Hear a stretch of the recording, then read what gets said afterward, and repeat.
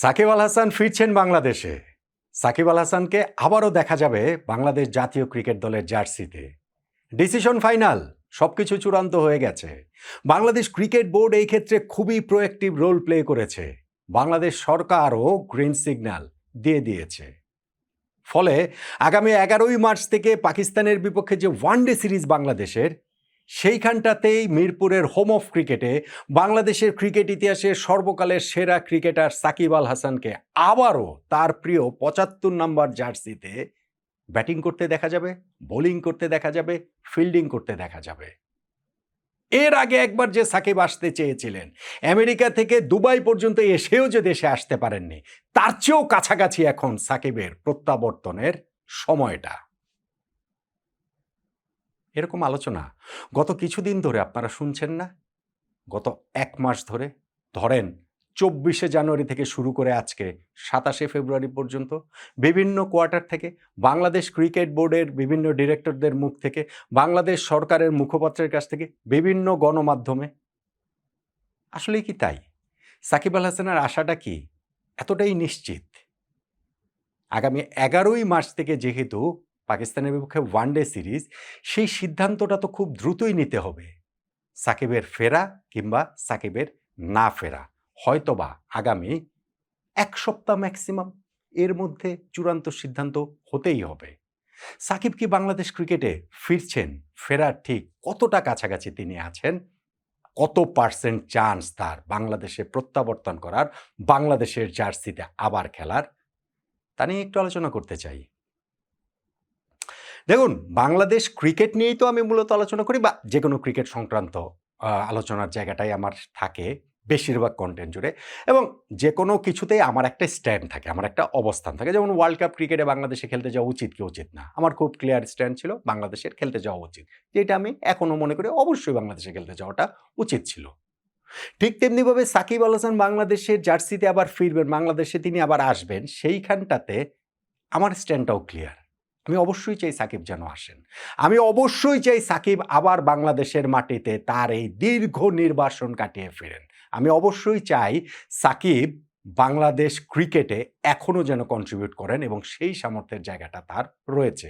একটা সিরিজের জন্য না, বিদায়ী সিরিজের জন্য না। আমি এখনও মনে করি যে আমাদের ক্রিকেটের যে অবস্থা, তাতে একটা সিগনিফিকেন্ট সময়, অন্ততপক্ষে 2027 ওয়ানডে বিশ্বকাপ পর্যন্ত সাকিব এই দলটাতে কন্ট্রিবিউট করার যোগ্যতাটা রাখেন। এটা হচ্ছে গিয়ে আমার স্ট্যান্ড, এটা হচ্ছে গিয়ে আমার চাওয়া। কিন্তু বাস্তবতা কি বলছে? বাস্তবতা সাকিবের এই আশার পক্ষে অনুমোদনটা কতটা দিচ্ছে? আমি বলছিলাম মাসখানেকেরও বেশি সময় ধরে এই সাকিব আল হাসান কেন্দ্রিক আলোচনার জায়গাটা চলছে, এবং বিভিন্ন ইতিবাচক কথাবার্তা বলা হচ্ছে। সেই ইতিবাচক কথাবার্তা 24শে জানুয়ারি শুরু হয়েছিল। সেই শুরুটা কিভাবে হয়েছিল সেই প্রেক্ষাপটটা আমরা জানি। বাংলাদেশ ক্রিকেট বোর্ড তাদের মিটিং শেষে এসে মিডিয়াতে বলে দিলেন যে সাকিবকে আমরা ফেরাচ্ছি, ফেরাতে চাই, আমাদের মনোভাবটা সেই রকম। কারণ ওই দিনই বাংলাদেশের যে ওয়ার্ল্ড কাপ টি-20 আমরা খেলছি না, সেই সিদ্ধান্তটা হয়েছে। মানুষের দৃষ্টি ঘোরানোর জন্য তারা ওই কাজটা করেছেন। ক্লিয়ারলি আমি তখনও সেটা বলেছি, আমি এখনও সেটা বিশ্বাস করি। এবং আমি তখনও বলছিলাম, আমি এখনও বলছি যে ওই সময় বাংলাদেশ ক্রিকেট বোর্ডের সেটা ছিল স্টান্টবাজি। এই ডিসিশন তাদের না, এই ডিসিশন বাংলাদেশ সরকারের। এবং তারা ক্লিয়ারলি জানতেন যে 24শে জানুয়ারি তারা এই কথা বলছেন, 12ই ফেব্রুয়ারি জাতীয় সংসদ নির্বাচন। ফলে ওই নির্বাচনের আগের যেই সরকার, সেই সরকারটা তো অন্তর্বর্তীকালীন সরকার তো আর সিদ্ধান্ত দিতে পারবে না সাকিব ফিরবেন কি ফিরবেন না। সাকিব তো ফেরেননি তাদের সময়। সাকিব তো আমেরিকা থেকে দুবাই পর্যন্ত চলে এসেও দেশে ঢুকতে পারেননি দক্ষিণ আফ্রিকার বিপক্ষে সেই বিদায়ী টেস্ট খেলার যে তার আকাঙ্ক্ষা, সেটা পূরণ করার জন্য। ফলে নতুন সরকারকেই সেই সিদ্ধান্তটা নিতে হবে। নতুন সরকার যখন গঠিত হলো, এই যে গত প্রায় এই যে সপ্তাহখানেক 2 সপ্তাহ সময় ধরে, এই সময়টার মধ্যেও আমরা কিন্তু দেখছি যে ক্রিকেট বোর্ডের ডিরেক্টররা বিভিন্ন জায়গায় যখন গণমাধ্যমে কথাবার্তা বলছেন, তারা বলছেন তাদের ওই পজিটিভ মনোভাবের কথা, যে না, আমরা সাকিবকে ফেরাতে চাই। সরকারের সঙ্গেও সেই লেনদেনটা হচ্ছে, আলোচনার জায়গাটা হচ্ছে। সাকিবের আইনজীবী তার ওই মামলা সংক্রান্ত ফাইলগুলো দিয়ে গেছেন, সেই ফাইলটা আবার ক্রিকেট বোর্ড থেকে মন্ত্রণালয়ে পাঠানো হয়েছে। যুব ও ক্রীড়া মন্ত্রণালয়ের প্রতিমন্ত্রী আমিনুল হক, তিনিও সাকিবের সম্পর্কে বিভিন্ন সময় ইতিবাচক কথাবার্তা বলেছেন। ফলে মানুষের মধ্যেও একটা আশাবাদের জায়গা তৈরি হয়েছে যে সাকিব বোধহয় সহসাই বাংলাদেশ ক্রিকেটে ফিরছেন।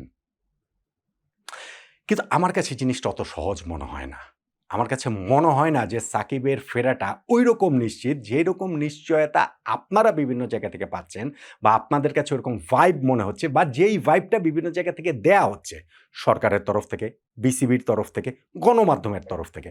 আই এম নট সিওর যে আসলে ঠিক অতটা নিশ্চিত কিনা সাকিবের প্রত্যাবর্তন। আমি কিন্তু আবারও বলছি, সাকিব ফিরুক এটা আমি চাই, 100% চাই। কিন্তু তার ফেরার রিয়েলিস্টিক চান্স আসলে কত পার্সেন্টেজ? সিদ্ধান্তটা বাংলাদেশ সরকারের। সিদ্ধান্তটা হওয়ার কথা বাংলাদেশ ক্রিকেট বোর্ডের। বাংলাদেশ ক্রিকেট বোর্ড একটা স্বাধীন সংস্থা। তারা যদি কোনো প্লেয়ারকে মনে করেন যে না আমরা খেলাতে চাই, আমাদের দলে প্রয়োজন, তারা সেটা নিতেই পারেন। কিন্তু বাংলাদেশের মতো দেশে এইরকম সিদ্ধান্তের ক্ষেত্রে সরকারের সিদ্ধান্তটাই চূড়ান্ত কথা।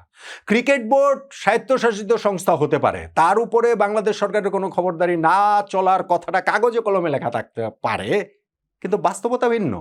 বাংলাদেশ যে টি-20 বিশ্বকাপে খেলেনি সেই সিদ্ধান্ত বাংলাদেশ ক্রিকেট বোর্ডের না, সেই সিদ্ধান্ত ছিল তৎকালীন তত্ত্বাবধায়ক অন্তর্বর্তীকালীন সরকারের। ঠিক তেমনিভাবে সাকিব বাংলাদেশি জার্সিতে আবার খেলবেন কি খেলবেন না, সাকিবকে দেশে ফেরানো হবে কি হবে না, সেই সিদ্ধান্তটাও এখনকার এই নির্বাচিত সরকারের, বাংলাদেশ ক্রিকেট বোর্ডের না। সাকিবের যে সংকটের জায়গা, তার যে রাজনৈতিক সংকট এবং সেই রাজনৈতিক সংকটের সূত্র ধরে তার যে মামলা মোকদ্দমার যে সংকটটা রয়েছে, সেইটা আসলে সরকার কিভাবে সাকিবের সঙ্গে কোন নেগোসিয়েশনের জায়গাটাতে যাবে তার উপরে নির্ভর করছে সাকিবের ফেরা না ফেরা। সাকিবের বিপক্ষে গণহত্যার মামলা রয়েছে, সাকিবের বিপক্ষে ওই শেয়ার কেলেঙ্কারির মামলা রয়েছে, সাকিবের বিপক্ষে দুদকের মামলা রয়েছে, অনেকগুলো মামলা রয়েছে। সরকার কি এইসব জায়গাটাতে নমনীয় থাকবে যে সাকিব আল হাসান বাংলাদেশের আসবেন, বাংলাদেশের জার্সিতে খেলবেন, তিনি ওই মামলাগুলোতে জামিন পাবেন এবং তিনি যদি মনে করেন যে এই সিরিজ শেষে তিনি আবার দেশ ছেড়ে চলে যাবেন তার পরিবারের কাছে, যুক্তরাষ্ট্রে যারা থাকেন, সেই অনুমোদনটা যদি সরকার আনঅফিসিয়ালও সাকিবকে নিশ্চিত করেন, তাহলে সাকিব আসবেন। কিন্তু যদি সেটা না করেন, সাকিব শুধুমাত্র বাংলাদেশের জার্সিতে খেললো, বাংলাদেশ ক্রিকেটে তার প্রয়োজন রয়েছে, বাংলাদেশ ক্রিকেট বোর্ডের চাওয়ার সঙ্গে সেটা মিল রেখে, এটা আমার মনে হয় না যে সাকিব আসবেন।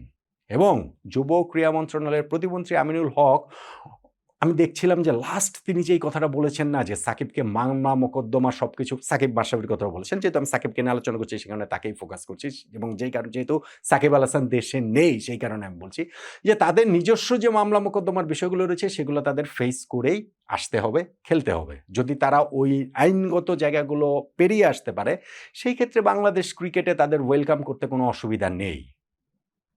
এখন আগামী ১ সপ্তাহের মধ্যে এইসব মামলা মোকদ্দমার কি নিষ্পত্তি হবে?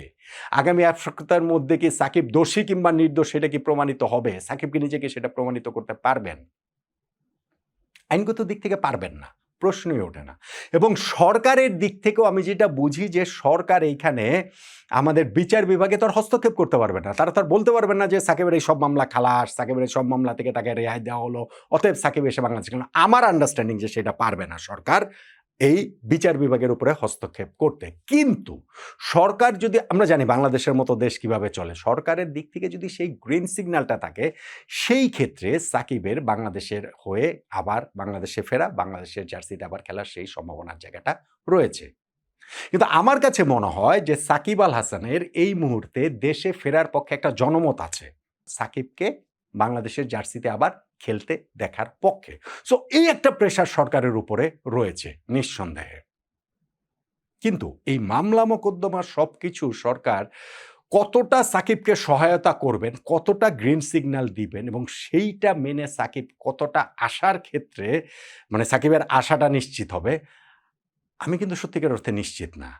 আমি অ্যাবসোলিউটলি নিশ্চিত না। আমি আপনাদেরকে বলতে পারি আমি নিশ্চিত। আমি আপনাদেরকে বলতে পারি যে সাকিব চলে আসছেন। Decision final. একেবারে ১ তারিখে আসবেন, ৩ তারিখে আসবেন, মার্চের ফার্স্ট উইকে আসবেন, ৮ তারিখে আসবেন। এসেই খেলতে শুরু করবেন। আর সাকিব ওইখানটাতে আমেরিকাতে প্র্যাকটিস করা শুরু করে দিয়েছেন। ওয়ানডে যেহেতু অনেকদিন ধরে খেলেন না, ওয়ানডের জন্য ফিটনেস বাড়াচ্ছেন।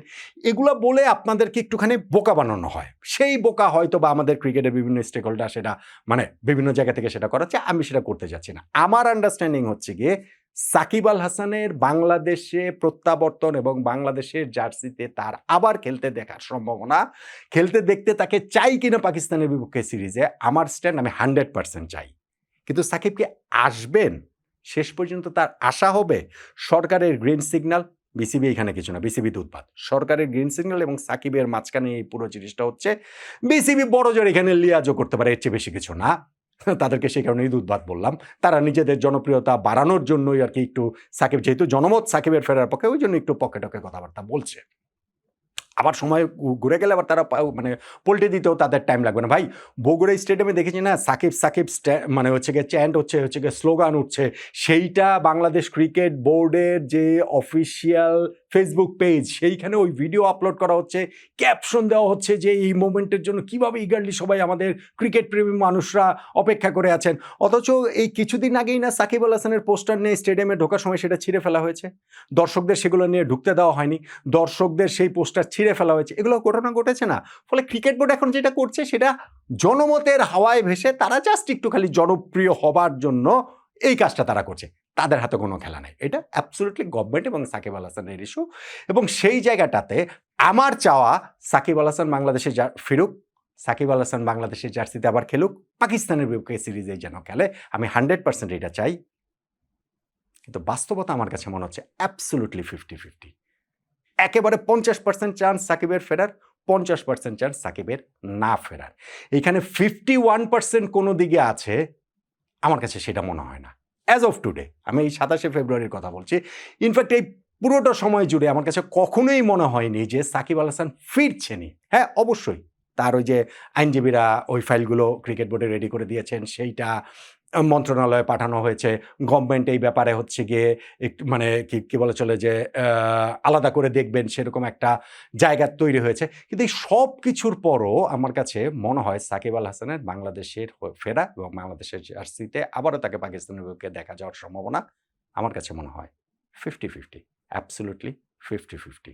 কিন্তু আমি 100% চাই সাকিব ফিরুন এবং আমি 100% জানি সাকিব আল হাসানকে আবার বাংলাদেশের জার্সিতে দেখা যাবে। যাবেই যাবে।